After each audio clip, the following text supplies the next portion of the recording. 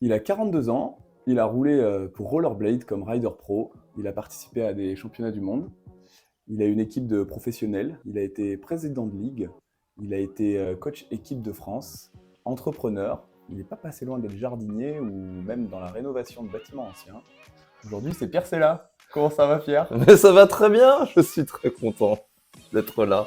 Est-ce que ça te va cette petite description? Ah ouais, bah, très bien, ça me va très bien. Oui, ça me va très bien. Il y avait de tout. Bah ouais, un peu à ton image, quoi. Ah T'as bah, quand même merci. eu une trajectoire assez éclectique. Ah oui, Ouais. d'accord. Moi, Bah, j'ai fait que du roller, quoi. c'est vrai. Ouais. Mais pas que quand même, hein, parce que construire l'équipe, retaper cette maison, Mhm. fabriquer une roulerie, ça Mhm. va un petit peu plus loin que juste Ah donner ouais, des cours de roller. ouais, c'est vrai. Bah, aujourd'hui, on va parler un petit peu de toi et puis de cette équipe chez Roule, D'accord. puisque pour ceux qui ne sont pas au courant, Roule, c'est un réseau de professionnels. Et de plus en plus de professionnels ont rejoint ce réseau au fur et à mesure des années. Le premier, c'était toi. Donc, Oui, d'abord, j'ai envie de te dire, quand on parle de franchise, souvent on pense à McDonald's ou Starbucks, oui. qui sont un peu loin de tes valeurs finalement, Peut-être, oui, on oui, peut, c'est probable. le dire. Ouais. Et bah, du coup, comment ça t'est venu l'idée de faire une franchise de moniteur de roller, quoi? L'idée, je sais plus trop, c'est un moment donné où je fouillais beaucoup sur comment travailler à plusieurs, mais même pas forcément pour donner des cours, mais d'une manière générale, parce que c'est un truc qui me plaisait bien. Et comment on avance à plusieurs, comment on construit à plusieurs, parce que dans les rôles que j'ai pu avoir à l'époque, je pense que quand j'ai créé la franchise, j'étais encore président de ligue, ou alors j'étais pas loin. Mais du coup, j'avais des rôles associatifs ou peut-être à la Fédé où il fallait que je fonctionne à plusieurs. Et donc, je devais me plonger un peu là-dedans. Et en même temps, 2012, c'est l'année où j'ai charbonné vraiment beaucoup avec Roll. Et j'ai gagné plein de sous. Et j'ai sorti plein de sous. Et au final, j'ai dit, mais c'est pas possible. Je charbonne, j'arrête pas, j'arrête pas, j'arrête pas. Et en fait, j'arrive pas à faire ce que je veux alors que je donne tout mon temps à mon travail. Et là, je me suis dit, bah, en fait, tout seul, j'y arriverai pas. Trop d'activités, quoi. Ouais, ouais, trop le nez dans le guidon. C'est comme ça qu'on dit? Oui, trop le nez dans le guidon. Ouais. Et du coup, j'arrivais pas à faire les autres trucs que je voulais faire, qui étaient vraiment des projets. Donc, à plusieurs, était-ce la solution? Voilà. Bah écoute, moi en formation, j'ai beaucoup entendu, il faut pas répondre à son activité, faut créer son activité, faut créer son poste. Et quand on parle de toi, moi tout de suite, ça me fait penser à la genèse finalement, où il me semble que tu as commencé dans une ville de dimension finalement modeste. Mhm. Est-ce que tu peux nous parler un peu de cette partie-là de ton parcours? Oui, j'ai commencé à Maran avec Yannick Dioclès dans le club Les Sauterelles. Mais j'ai commencé avec Yannick Dioclès qui avait créé le club. Et lui, il a très vite arrêté, enfin très vite, au bout de 1 ou 2 ans, il a arrêté parce qu'il s'en occupait déjà depuis 30 ans. Et c'est Thierry Violo qui a pris la suite. Et lui, il était très... il faut pérenniser le poste, il faut faire rentrer des sous. Et voilà. Et il voulait que... Il voyait toujours plus loin. Il prévoyait... C'était par gentillesse, quoi. C'était par gentillesse, par précaution pour moi. Enfin, en tout cas, moi, je l'ai pris comme de la bienveillance quand il disait, il faut faire ça, il faut prévoir ça, il faut prévoir ça, il faut prévoir ça. C'était pas pour gagner plus d'argent, développer le club, développer l'image. J'ai eu beaucoup l'impression que c'était, je sais pas, moi je l'ai Un, pris men- pour moi. un mentor? Ah ouais, moi ça a été mon mentor, même si sur la fin, quand on s'est quitté, il m'a dit, je ne suis pas ton mentor. Il me l'a répété plein de fois, mais dans ma tête, c'était un mentor. Ok. Je sais pas du tout si je réponds à ta question là, en fait. Bah, si, si, complètement, parce que bah, j'entends souvent, moi, des retours, que ce soit de moniteurs ou de clubs, qui me disent, ben moi, j'ai du mal à faire mon activité roller parce que dans ma région, il n'y a pas assez de clubs, il n'y a pas assez de cours. Euh, bon, là, on parle aussi d'années où l'activité roller était peut-être un peu plus tendance et à la mode qu'aujourd'hui, mais je veux dire, c'est quand même un message fort de se dire, il y a un mec dans une ville de combien d'habitants? Là-bas, Ouais, c'était 5000 habitants, ouais, ou 6, 5 ouais. 000 habitants Ouais. qui donne des cours de roller et qui a réussi à développer suffisamment l'activité de la structure pour laquelle il intervient. Donc là, tu étais salarié à ce moment-là. Ouais. Bon, du coup, je vais répondre de manière plus pragmatique pour que les gens se disent ah ouais, ok, d'accord. Effectivement, c'était une petite commune de 5000 habitants la communauté de communes avec les 6 communes, ça faisait 10 000 habitants. Et aujourd'hui, je vis dans un village, on peut dire un village parce qu'il y a même pas 2000 habitants. Mais même s'il y a même pas 2000 habitants, eh ben, je fais quand même 5 heures de roller par semaine dans ce club, dans ce village, au cœur du village. Et plus des activités, plus des stages, plus des sorties, plus des trucs dans ce village-là. Et je vais dans un autre village qui est à Effre. Non, là, on peut dire que c'est une commune, mais c'est pas hyper grand non plus. Je vais à Mosée, c'est pas très grand non plus, enfin c'est moins de 10 000 habitants, quoi. Je vais à Mels, il doit être 10 000 habitants. Je vais à... Bref, Choré, il n'y a pas trop de monde non plus. Enfin, il y a du monde, mais c'est pas Bordeaux, c'est pas Toulouse, c'est pas Ouais. Grenoble, c'est pas, voilà. C'est du roller en milieu rural, quoi. Ouais, complètement. Bah là, enfin, moi, dans le village, c'est vraiment ça, c'est 2000 habitants. Donc, Ah, on y est complètement, il n'y a quoi. pas une COP. Ok. Et alors, comment on fait pour surfer sur l'activité d'une manière où finalement, quand on regarde de l'extérieur, on se dit, il C'est pas possible. l'utilise pas. Mais c'est même pas que c'est pas possible, c'est le mec, il utilise pas seulement l'activité qui existe, il crée l'activité, quoi. Oui, il faut Surtout que créer. dans plusieurs de ces endroits, avant que tu y sois, Il n'y avait pas de rôle. il n'y avait pas. Ouais. Ouais. Donc, comment ça se passe de se dire, bah, mon activité, finalement, je vais créer mon activité. En fait, moi, je sais faire quelque chose. Je pense que je le fais bien. Donc, quand j'arrive dans un endroit, je dis, hey, vous savez, je sais faire ça. Là, les gens me regardent avec un mélange de scepticisme et de pitié. Et bah, je commence. Et puis, les gens commencent à douter.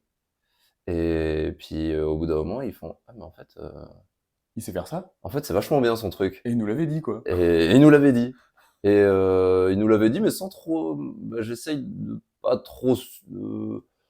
Enfin, je le dis tranquillement, quoi. J'arrive pas avec mes gros sabots. Je dis, bah, moi, je sais faire ça. Ok. Et voilà. Enfin, bref, en tout cas, je pense que je sais faire quelque chose. Je dis aux gens, je sais faire ça. Je le propose. Je le montre. Et ça marche. Et petit à petit, les gens nous font de plus en plus confiance. Il y a des gamins qui accrochent, il y a des parents qui adhèrent, il y a des élus qui constatent. Et tout ça, ça fait que, ben, en fait, on avance ensemble, quoi. Et puis voilà. Donc c'est pas dur de créer de l'activité. Faut juste être beau.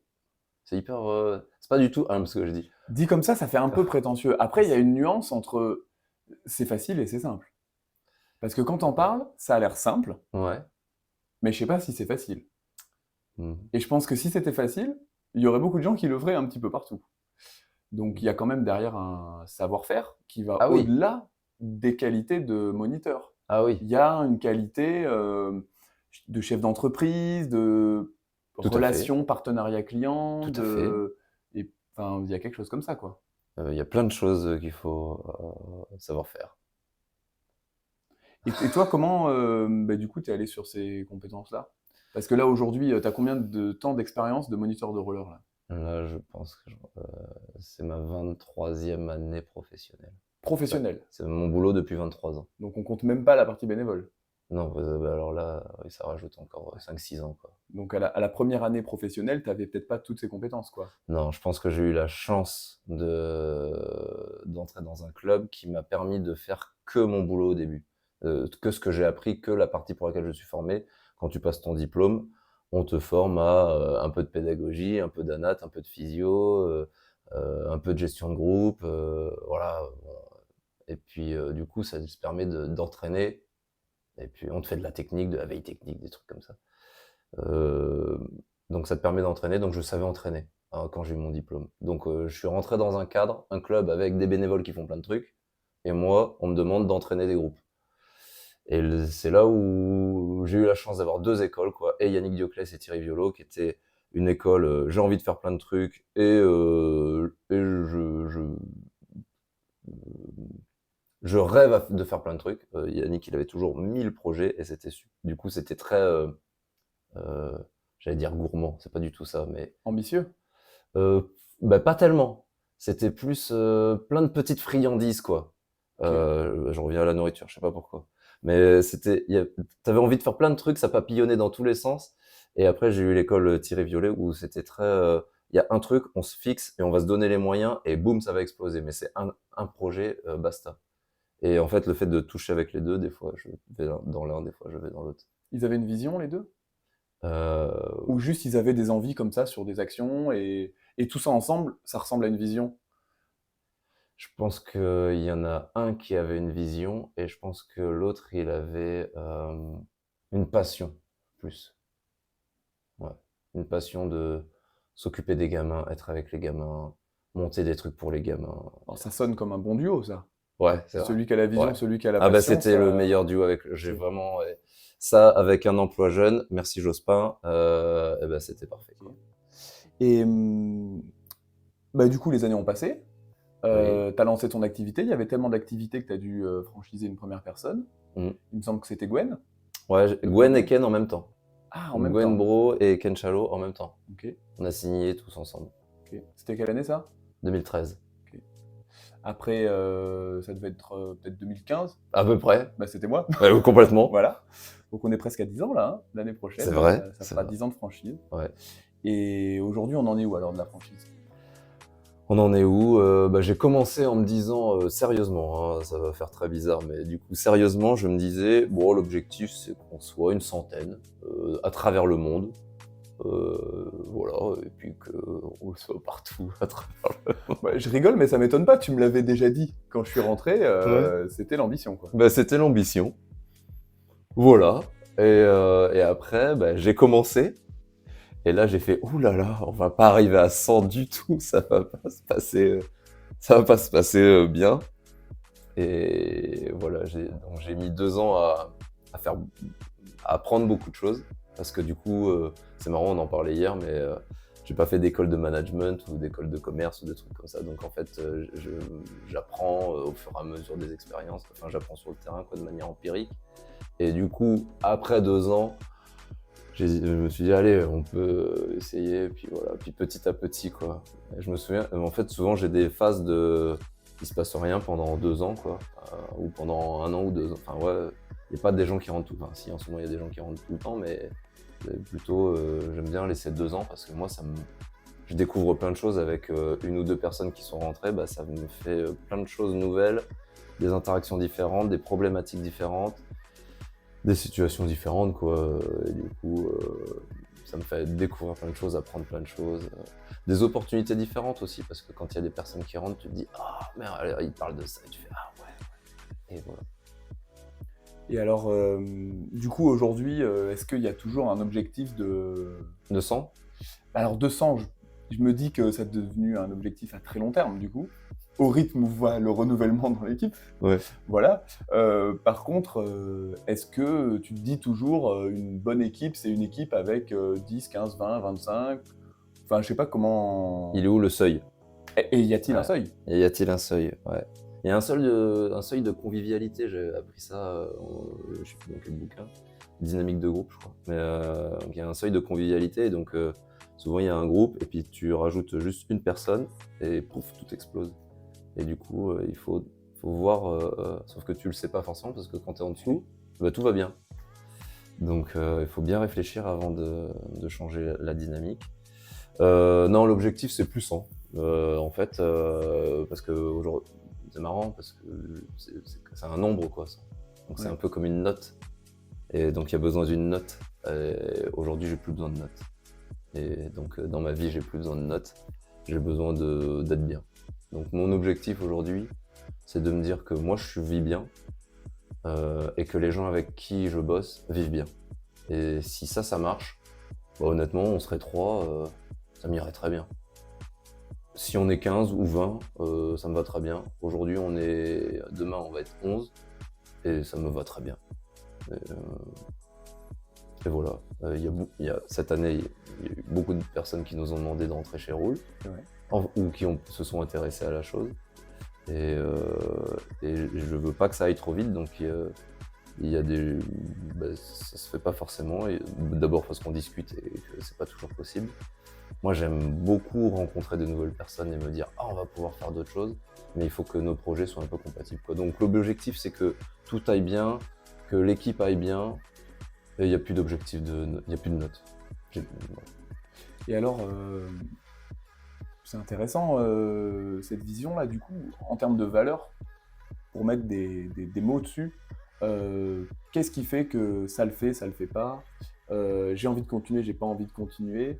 Et puis ça peut aussi être un retour d'expérience, parce que finalement, il y a eu des franchisés qui sont venus, qui sont partis, certains parce que ça se passait bien, ça a pu arriver que parfois ça se passe moins bien.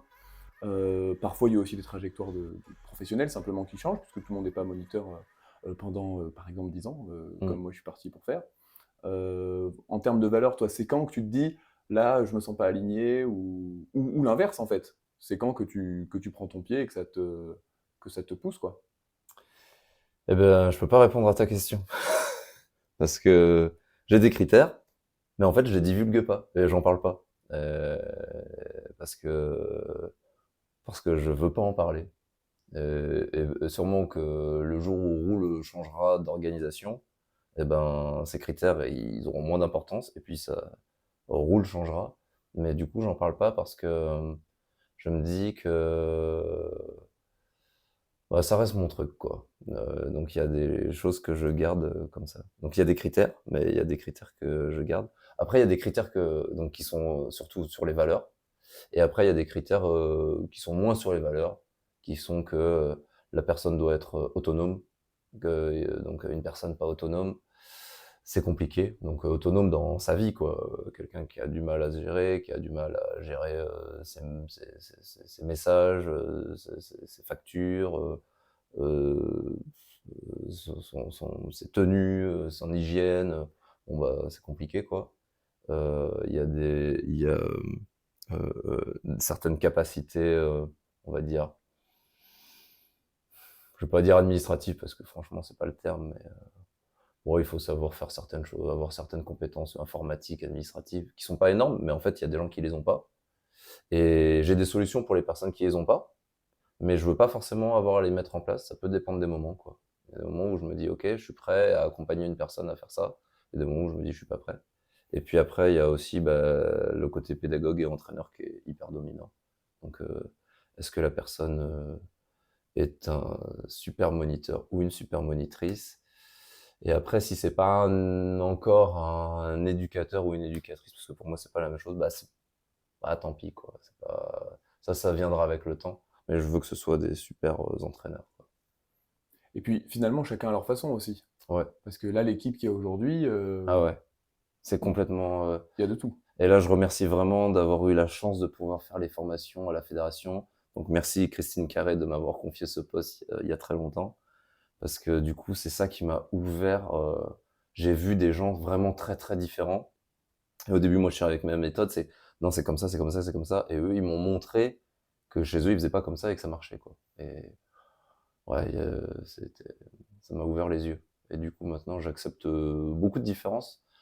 Il y a des choses que j'aime pas trop, mais On peut être ouvert à la différence et pour autant pas vouloir faire de compromis sur la ça, qualité. voilà. Si on veut que Il y a ça soit certaines choses, super, ouais, ouais. on veut juste que ça soit super, en fait. Mm, Et du coup, ça consiste en quoi d'être mm. franchiseur d'une équipe de moniteurs? D'être franchiseur, Ouais. il faut que je fasse mon boulot parce que je veux pas quitter mon boulot. D'abord parce que j'adore ce que je fais et parce que même quand j'avais d'autres rôles, je me forçais à garder des pieds sur le terrain parce qu'après, moi, je trouve qu'on s'écarte très vite et j'ai travaillé avec beaucoup de gens qui ont fait un peu de cours, qui ont été un peu entraîneurs, qui après ont été très, très, très, très, très, très peu entraîneurs et qui sont restés derrière le bureau. Ils ont été très bons pendant quelques années seulement et puis basta. Et en fait, ils ont aucun lien avec la réalité. Et ce qu'ils disent, c'est complètement déconnecté.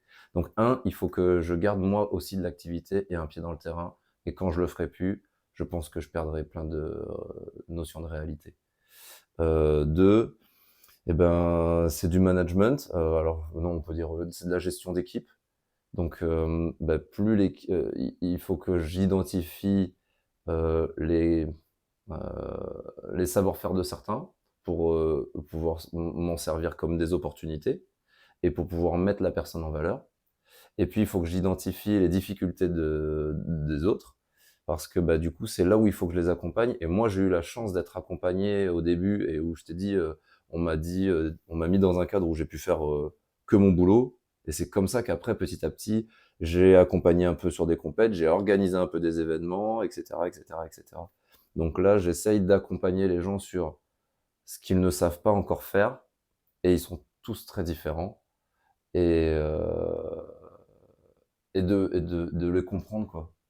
Il y a des gens qui sont pas à l'aise avec l'entraînement de haut niveau, il y a des gens qui sont pas à l'aise avec l'administratif, il y a des gens qui sont pas à l'aise avec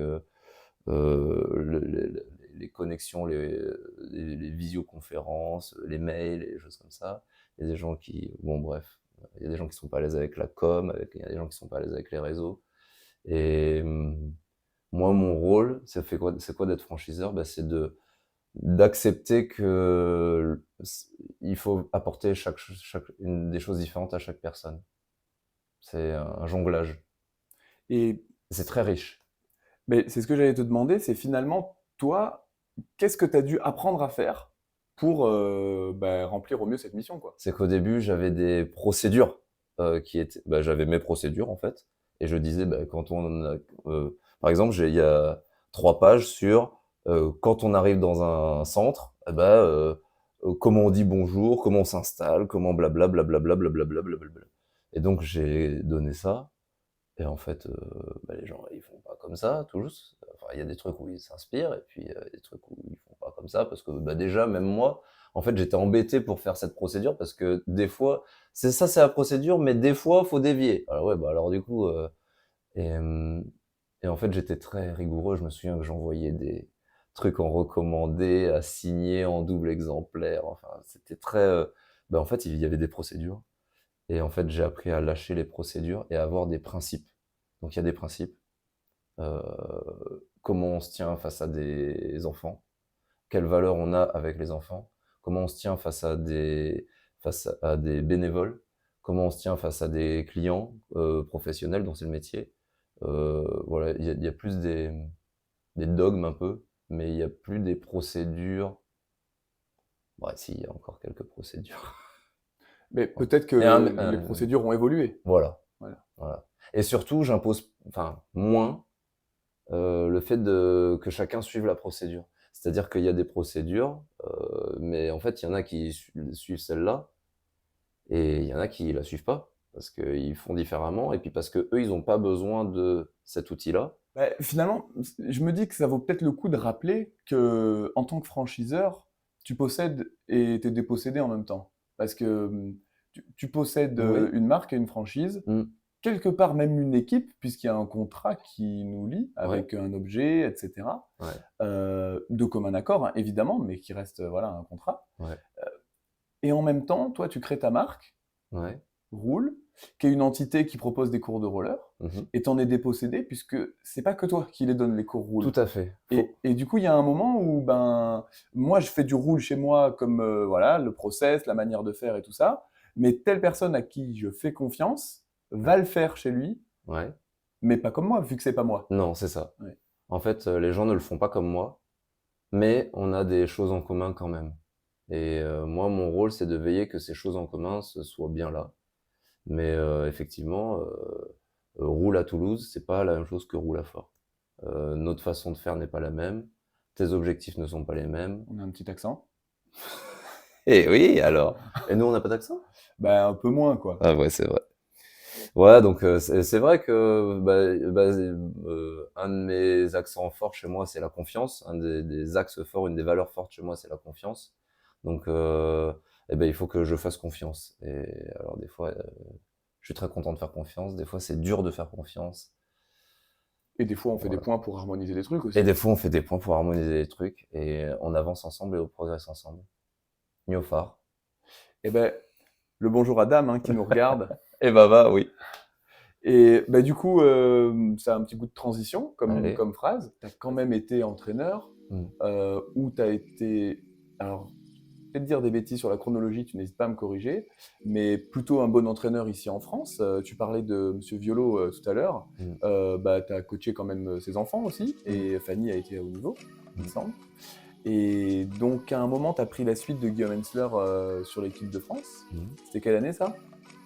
2009. Ok. Après les championnats du monde qu'il y a eu à Saint-Médard, du coup. Ouais, non, ça c'était moi déjà. Donc ça devait être 2008, ces championnats du monde peut-être. Ouais. Et bah, là aussi, faut avancer ensemble, progresser ensemble. Et tu as été sélectionneur et entraîneur équipe de France pendant une dizaine de saisons. Oui, 10 ans. Euh, Est-ce qu'il y a des choses que tu as vécues en tant que coach équipe de France qui t'ont servi par après pour la franchise, Ah, c'est sachant sûr. qu'il y a eu un tuilage. Ouais. Il y a eu, je sais combien d'années où tu as fait les deux? 5 ans. 5 ou 6 ans, je sais pas. Enfin, j'ai commencé 2013, j'ai fini 2018 l'équipe de France. Ok. Mm. C'est quoi qui te vient en tête Qu'est-ce qui te sert là aujourd'hui avec l'équipe et qui a pu te servir avec l'équipe de France du coup quoi? Euh, Ce qui me vient en tête, c'est qu'il faut être solide sur ses valeurs. Parce qu'une fois que tu sais bien toi où tu veux aller, et ben en fait l'équipe elle te suit. Alors que quand toi tu flottes, l'équipe elle flotte. Et d'ailleurs j'ai eu un petit moment de flottement chez Roule il y a quelques temps. Parce que je savais pas trop où j'allais. Alors c'est pas grave parce que du coup je me suis servi de ce moment-là pour asseoir certaines autres choses parce que je savais pas trop où j'allais. Et depuis que je suis re-solide sur mes ambitions et mes valeurs, j'ai dit deux choses différentes. Mais il faut que je sois solide sur mes valeurs et sur mes ambitions. J'ai dit deux choses à la fois. Et ben du coup, je dirais ces deux choses-là. Il faut être solide sur ses valeurs parce qu'il y a plein de moments où ça va déraper. Vu que je laisse beaucoup de portes ouvertes, il y a plein de moments où ça dérape parce que le cadre il est hyper large. Donc les gens, quand le cadre est très resserré, c'est facile de tout contrôler. Mais moi, comme j'ai toujours un cadre très très large, Ouais. et les enfants, pardon, parce que c'est la même chose avec les enfants quand j'entraîne ou avec l'équipe de France ou avec les franchisés. Il y a un cadre très très large, donc tout le monde peut aller à beaucoup de liberté et du coup ça peut sortir. Et là, il faut que moi, je sache bien que non, là, c'est sorti, et il faut que je sois très ferme là-dessus. Eh ben, c'est intéressant ce que tu dis et je me dis qu'il y a quand même une grosse différence entre l'équipe de France et la franchise. C'est que la franchise, tu prends les gens qui répondent à tes valeurs.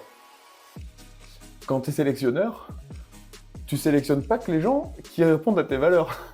Ah, c'est vrai. Tu dois peut-être aussi sélectionner juste les meilleurs de France, quoi, en fait. Ouais. Alors, bon, forcément, je pense que la personne qui te parle de critères de sélection, de minima, et qui pense qu'un ordinateur pourrait faire le travail d'un sélectionneur, moi, je pense personnellement qu'elle se trompe. Et il y a un moment, même si tout ça, ça existe et c'est super important et c'est utilisé, hein, pour toutes les sélections, il y a forcément un moment où il y a un feeling, telle personne, ça se passe bien dans le groupe, apporte quelque chose. Au contraire, telle personne, quand elle est dans le groupe, c'est pas possible, donc ça rentre aussi en compte. Mais finalement, j'imagine qu'il y a plus d'athlètes que tu as suivis, entre guillemets, dans le groupe, que de personnes dans la franchise. Vu que si quelqu'un, tu te dis, ça va pas passer dans la franchise, a priori, qu'il va pas, quoi. Ah. Oui, peut-être que j'ai plus subi dans l'équipe de France, c'est possible. Quand je dis subis, c'est pas négatif, hein. Non, c'est juste non, de mais dire, je vois ce que tu veux c'est dire. le meilleur de France, faut le prendre. J'avais pas le choix, fallait le prendre. C'est pas quelqu'un, j'apprécie comment la personne se comporte, même si Ouais. ça n'empêche pas. On peut être le meilleur et en plus que ça se passe très bien. Ouais. Mais bon, c'est d'abord les performances sportives, quoi. Eh ben, c'est vrai que des fois, oui, c'est vrai que des fois, il y a eu des sélections de personnes avec qui j'avais pas envie d'être. Ouais. Parce que, il fallait les prendre. Mais la plupart du temps, c'était voulu. Tu as gardé des liens quand même avec Ouais. plusieurs d'entre eux, donc c'est que ça a dû se passer bien au-delà du sportif. Ouais. J'ai quand même envie de dire que peut-être au début, j'ai pris que les personnes qu'il fallait sélectionner parce qu'ils avaient le niveau sportif. Mais il y a un moment donné où je suis devenu beaucoup plus solide sur ce que j'attendais. Et c'est le moment c'est où il y a des personnes qui étaient sélectionnées que j'ai arrêté de sélectionner. Ça a été des moments très très durs pour les personnes qui devaient être sélectionnées ou qui étaient dans l'équipe et que j'ai sorti. ou des personnes à qui j'ai dit stop, tu ne viendras plus là et on verra comment ça se passe après. C'est des moments très durs parce que bah, je pense que eux ils vivent ça comme une injustice. Ils se disent mais je devrais être sélectionné. Euh, mais c'est au moment où j'ai, après des années à avoir prouvé que ce que je faisais c'était pas de la merde, je précise, une fois que j'ai prouvé ce que moi je valais, j'ai commencé à dire ok maintenant on va changer enfin je vais faire un peu plus il va falloir coller à certaines valeurs. Et si tu colles pas à ces valeurs, ben, t'es plus dans l'équipe. Finalement, c'est rajouter aux critères de sélection des critères qui vont au-delà de la performance. Ah, mais de toute façon, moi, je suis convaincu, enfin, j'en parle depuis longtemps, que c'est pour ça que je me considère comme éducateur sportif et pas comme entraîneur ou moniteur ou animateur ou surveillant ou ce qu'on veut. Parce que mon rôle d'éducateur, c'est de transmettre les valeurs que moi j'ai envie de transmettre. Et toi, en tant qu'éducateur, tu as envie de transmettre d'autres valeurs. Bon, il se trouve que c'est possible qu'on en ait en commune. Peut-être. Mais moi, donc, dans l'équipe de France, j'ai transmis des valeurs. Et j'assume d'avoir transmis certaines valeurs.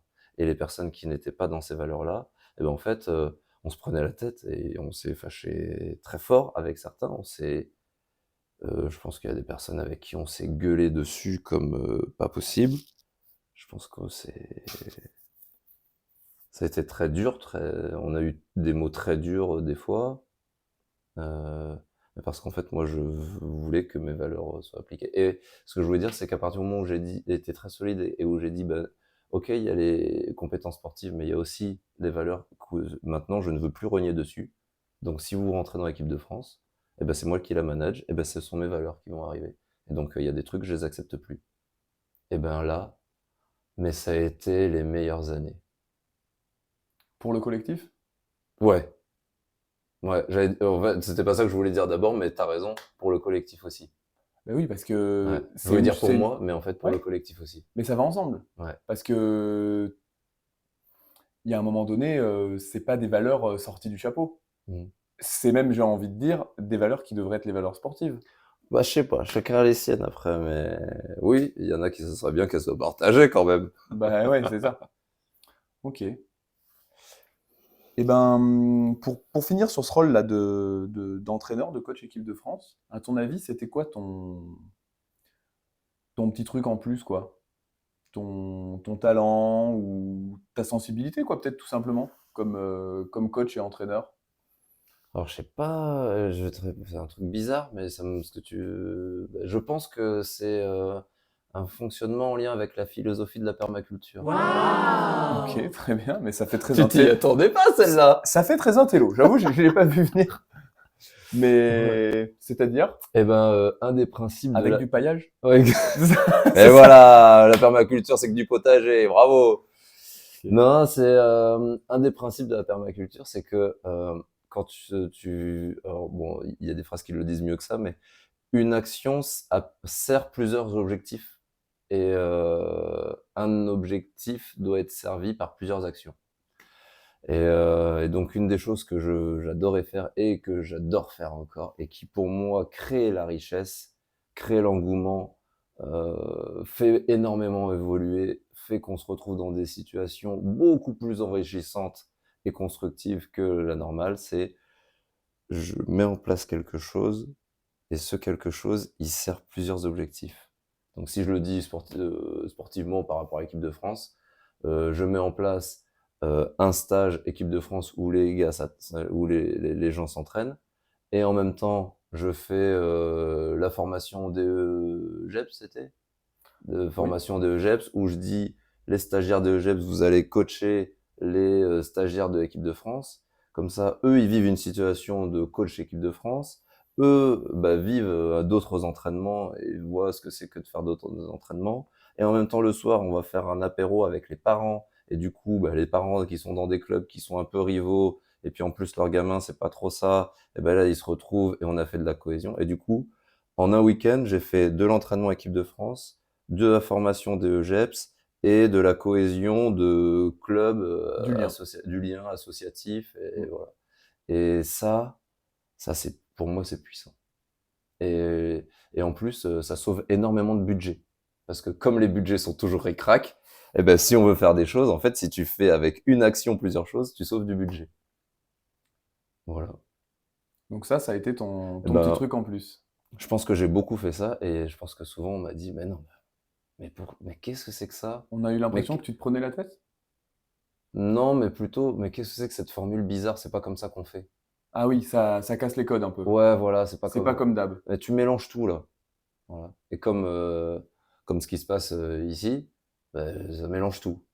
Il y a du pro, du perso, de vous, de moi, Parce qu'on est chez toi là, oui, ça mélange les clubs, en pleine colo. on joue avec la mairie, il y a de la démonstration, il y a du stage, il y a de la formation, il y a du séminaire, il y a de tout.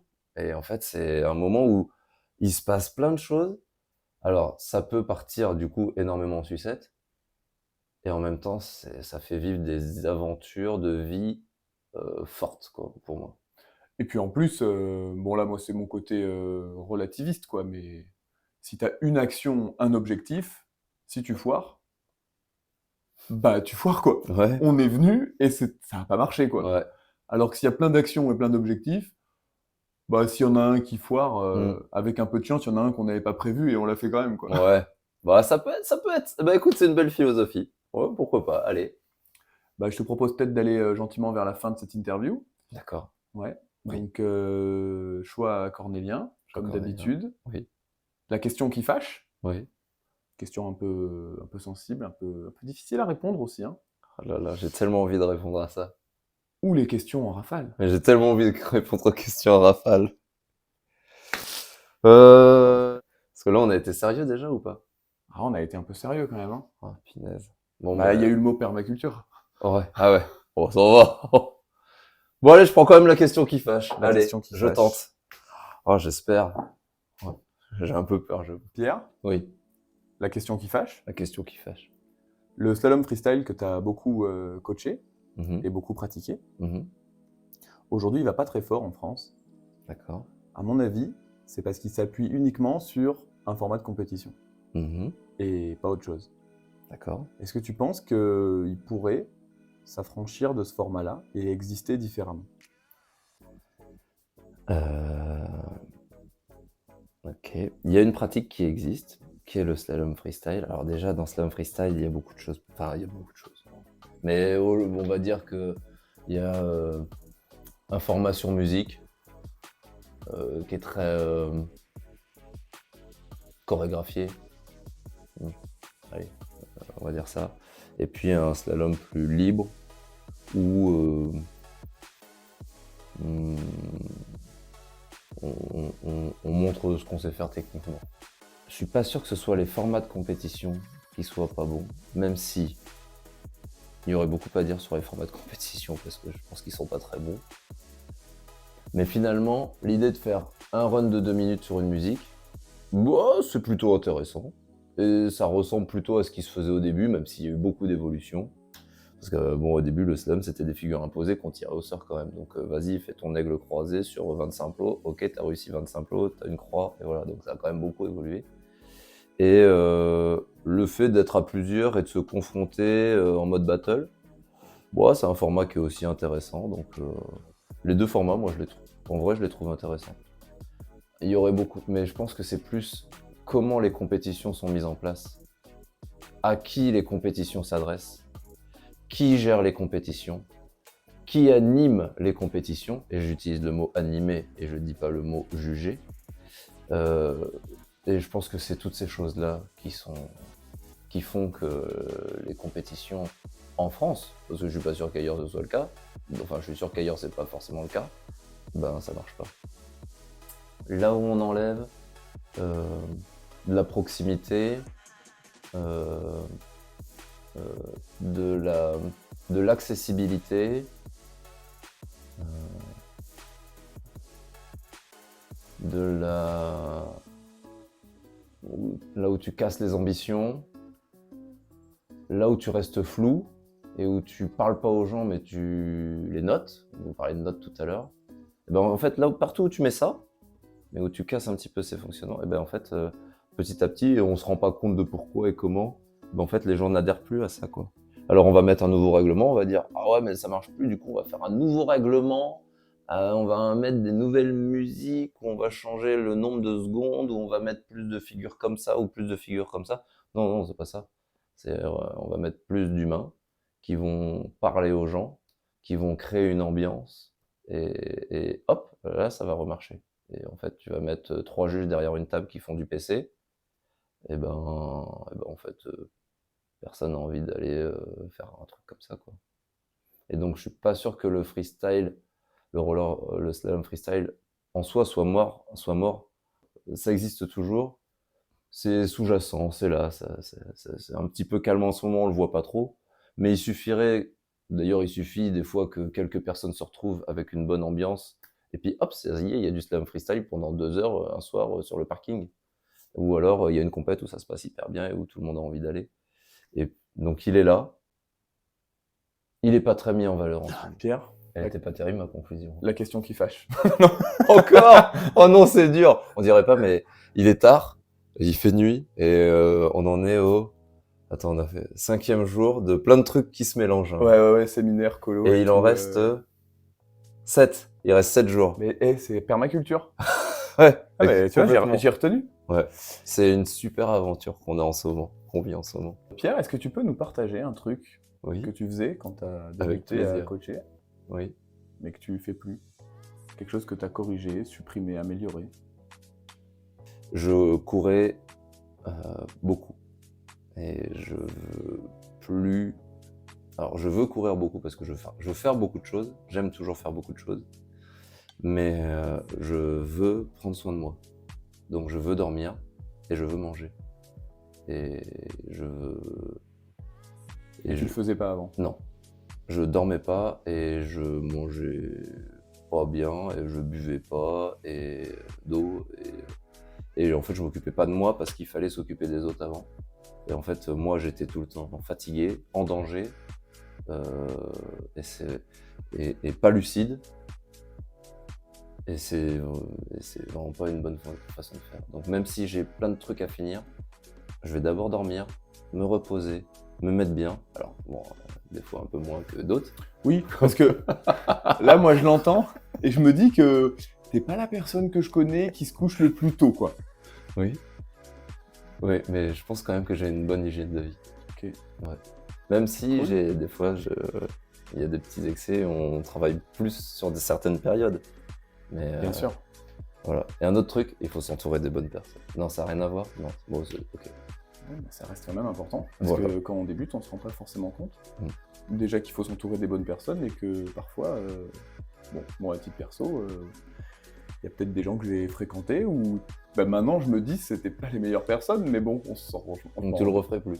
Ouais, mais on s'en rend pas compte jeune, quoi. Ouais. Bah, d'ailleurs, en parlant de jeune, Mm. du coup, jeune Pierre, Oui. qui commence à être moniteur pro, à quel âge? Professionnel? Quand j'ai commencé, Ouais, 19 ans, j'ai signé mon contrat. ok. Bon, bah là, t'aurais une soirée avec Pierre, 20 ans. Oui. Tu lui dirais quoi? Ce serait quoi le conseil que tu lui donnerais? Du coup, de dormir. De dormir, de bien manger, de s'occuper de lui. Et moi, je lui dirais peut-être de continuer moi, je le dis tout le temps à tous les gens que j'ai pu former, tous les entraîneurs, c'est prépare-toi. Moi, je trouve que ça change tout. Et puis, je dirais, n'hésite pas quand il y a un truc qui te convient pas, quand tu sens... Attends, ça c'est France Gall, j'ai changé de registre. Eh ben, si on t'organise une vie bien dirigée, et si on enfin, t'as pas envie d'aller par là, mais tu sens que t'es contraint d'y aller, barre-toi. C'est écoute ton cœur, quoi. Ouais. Résiste. Résiste, tu suis que ta piste. Bon, c'est pas ça qu'a dit France Gall, Oui, mais quand même. Et ça m'est arrivé 3 fois de me dire, je suis dans cette situation, et mais comment je vais faire si je la quitte, mais en même temps, j'aime pas ce que je fais, mais en même temps, comment je vais faire pour bouffer, quoi. Et 3 fois, j'ai dit, bon, bah tant pis, tant pis, et ben voilà. Je perds la moitié de mon chiffre d'affaires, et je perds de la réputation, et je perds du confort, je perds de l'argent, je perds un peu de sérénité. Et les 3 fois, Wouh! T'as kiffé. ah oui, déjà sur le moment tu kiffes, bon après t'as un peu peur, tu dors pas pendant quelques temps, mais en fait ça Ça rebondit. contredit le premier conseil d'ailleurs. C'est vrai. Mais en tout cas les 3 fois, ça a été, je ne regrette pas du tout d'avoir claqué des portes. Ouais. Ouais, et d'être parti. Faut pas avoir peur. Ok. Enfin, bon, je lui dirais ça. Ok. Bah, là, j'allais te demander ta citation du moment. Et... Résiste. Bah ouais. On va se quitter sur du France Gall. En fait. Allez, ça me va très bien. Ça te va? Bah ouais. Bah merci Pierrot. Avec plaisir. Et fatigue. Mais avec plaisir Allez, quand même. reposez-vous bien. Bisous.